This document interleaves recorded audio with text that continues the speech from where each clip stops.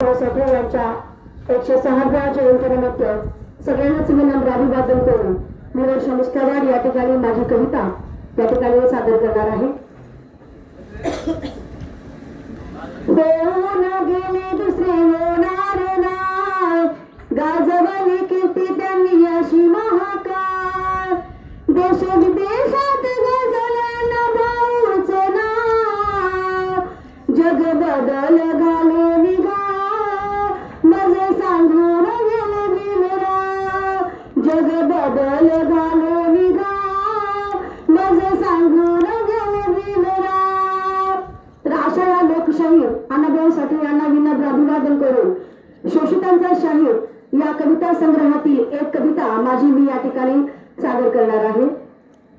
माझी मैना गावावर राहिली, माझ्या जीवाची होती अकाहिली.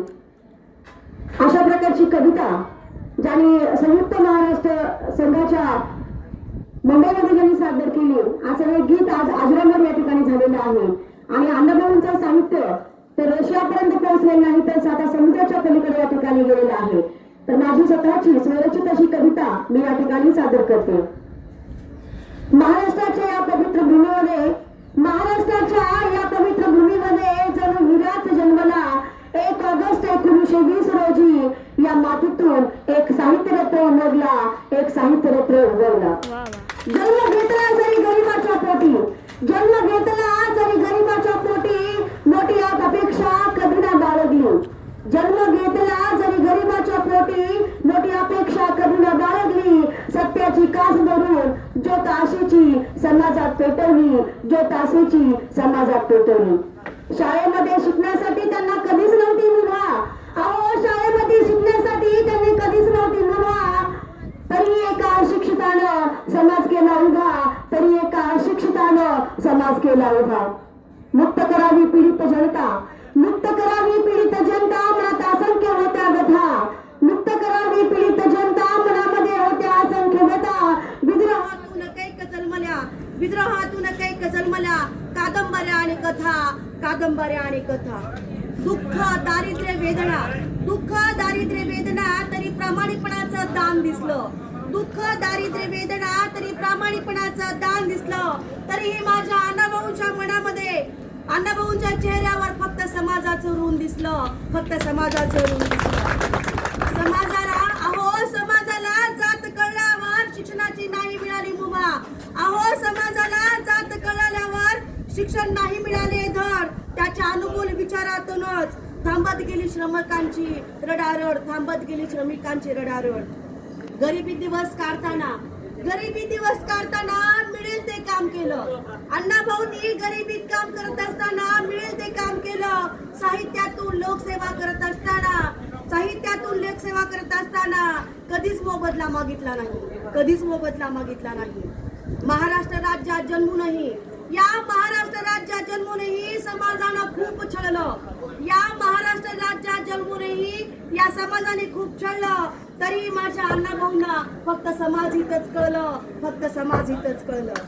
लोककल्याणासाठी, लोककल्याणासाठी तळमळीने विचारांची सर्वांना दिलीच कास. लोककल्याणासाठी तळमळीने विचारांची दिली सर्वांनाच लस. तेव्हा कुठे या आमच्या उपेक्षित समाजाला अण्णाभाऊंच्या साहित्यांचा कळला रस. तेव्हा कुठे या माझ्या उपेक्षित जनांना साहित्याचा कळला रस. 18 विश्व दारिद्र्य होतं, 18 विश्व दारिद्र्य होतं, तरी नव्हती मला चिंता. 18 विश्व दारिद्र्य होतं, तरी मनाला नव्हती चिंता. हलाखीचे दिवस होते तरी कधी घाबरला नाही ना कधी डगमगला नाही. आणि म्हणूनच माझ्या अण्णाभाऊंनी गावाच्या वेशीवर टांगलं शोषितांचं जगणं, गावाच्या वेशीवर टांगलं शोषितांचं जगणं. जातीयतेच्या नावाखाली गुलामगिरीचं वागणं, जातीयतेच्या नावाखाली गुलामगिरीचं वागणं. घरदार बायका पोरं, घरदार बायका पोरं सोडून धरला मुंबईचा रस्ता. घरदार बायका पोरं सोडून धरला मुंबईचा रस्ता. माणसाच्या दुनियेत खाल्ल्या अण्णाभाऊंनी जनावरासारख्या खस्ता, अण्णाभाऊंनी खाल्ल्या जनावरासारख्या खस्ता. डफावर थाप पडतास तुझ्यातला तो शाहीर पेटून उठला. डफावर थाप पडतास तुझ्यातला तो शाहीर पेटून उठला. तुझ्या आवाजानाच रे अख्खा महाराष्ट्र पेटला. अण्णाभाऊ तुझ्या आवाजानाच रे अख्खा महाराष्ट्र पेटला. कोटीची अन्यायाची होती चीड अन्यायाची आणि होती चीड अत्याचाराची. दलितांचं रक्षण करण्या तुझीच अण्णा लेखणी बनली रे तलवार. दलितांचं रक्षण करण्या तुझीच लेखणी बनली रे अण्णा तलवार. लिहिल्या कैक नाटक कथा आणि कादंबऱ्या. लिहिल्या कैक कथा कादंबऱ्या आणि नाटक कथा कादंबऱ्या. धारदार बनून लेखनी अण्णा फकीरा कादंबरी तुझीच लाखात एक झाली. अण्णा तुझीच एक कादंबरी फकीरा लाखात एक झाली. तूच गीतकार, तूच साहित्यकार, तूच गीतकार अण्णा, तूच नाटककार. तुम्ही दिला हो आम्हा या सगळ्यांना लोकशाही. पोवाड्यातून जनजागृती करून तुम्ही झाला तो माहीर, तुम्ही झाला तो माहीर. नशिबाला त्यांच्या परिस्थिती होती खूप हालाकीची. नशिबानं त्यांची परिस्थिती होती खूप दारिद्र्याची. पण स्वतःची आवड मात्र जपून मान वाढवली आमच्या साहित्याची, मान वाढवली मात्र साहित्याची. ढोलकीच्या तालावर आणि तमाशाच्या फडावर, ढोलकीच्या तालावर आणि तमाशाच्या फडावर कैक नाचवल्या बाया. पण त्याच तमाशात गायल्या गेल्या गवळण कवर आणि गीत कविता गायल्या गाण्या. आणि क्रांतिकारी आवाज उठवला फक्त अण्णाभाऊंनी. आणि अन्यायाला वाचा फोडणारी अण्णाभाऊंची लेखणी झाली तलवार. अन्यायाला वाचा फोडणारी अण्णांची लेखणी झाली तलवार. शब्दांच्या रणभूमीतून उठवला आत्मसन्मानाचा झंकार, आत्मसन्मानाचा झंकार. तर अशा या कवितेच्या माध्यमातून मी अण्णाभाऊ साठे यांच्या जीवनचरित्र या ठिकाणी मांडण्याचा प्रयत्न केलेला आहे. तर समाजाला मला एकच सांगायचं आहे की ज्या अण्णाभाऊंनी रशियात जाऊन छत्रपती शिवाजी महाराजांचा पोवाडा गायला आणि इथे जातीयतेच्या अस्पृश्यतेच्या शंका या ठिकाणी गळून गेलेल्या आहेत.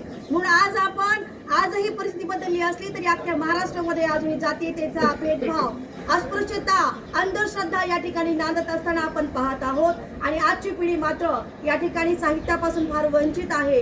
कुठंतरी आपण या ठिकाणी अण्णाभाऊचं साहित्य वाचलं पाहिजे.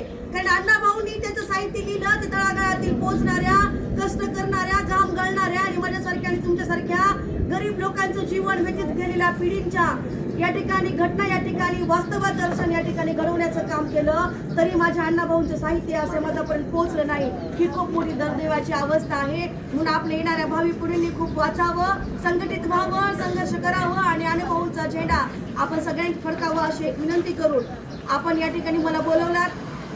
आज चांगल्या प्रकारे मान सन्मान केला त्याबद्दल संयोजकांचं आणि आपल्या सर्वच तोडीकरांचं या ठिकाणी मनपूर्वक अभिवादन करून माझे 2 शब्द संबोधित.